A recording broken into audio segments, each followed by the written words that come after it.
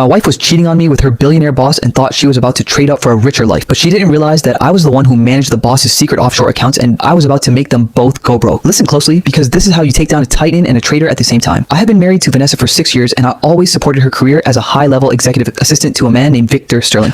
Victor is a billionaire tech mogul known for his ruthless business tactics and his massive ego. I worked behind the scenes as a forensic accountant and a private wealth manager for a firm that handled Victor's most sensitive financial data. Vanessa always complained that I didn't make enough money compared to the men she worked with, and she started staying late at the office every night, saying Victor needed her for emergency meetings. I suspected something was wrong when she came home wearing a diamond necklace that cost more than our car. She claimed it was a performance bonus, but my gut told me otherwise. I decided to do what I do best. I followed the money. I logged into the secure server I managed for Victor's private holdings and found a series of luxury apartment rentals and jewelry purchases, all made in Vanessa's name using Victor's black budget account. I even found flight logs for a private jet trip they took to the Maldives while she told me she was at a corporate retreat in Chicago. The betrayal cut deep, but I knew that getting angry wouldn't get me justice. I needed to be calculated. Victor was planning a massive merger that would double his net worth, but the entire deal relied on his clean financial record and a specific set of offshore funds that I happened to oversee. I spent the next 2 weeks acting like the clueless husband while secretly preparing a digital time bomb. I moved Victor's hidden assets into a series of transparent escrow accounts that would trigger an automatic audit by the tax authorities the moment they were accessed. Then I waited for the night of Victor's annual charity gala where he was going to announce the merger. Vanessa insisted on going as his assistant, wearing a red dress that screamed for attention, while I sat at home monitoring the live feed of the event security cameras. I saw them in the coat room together,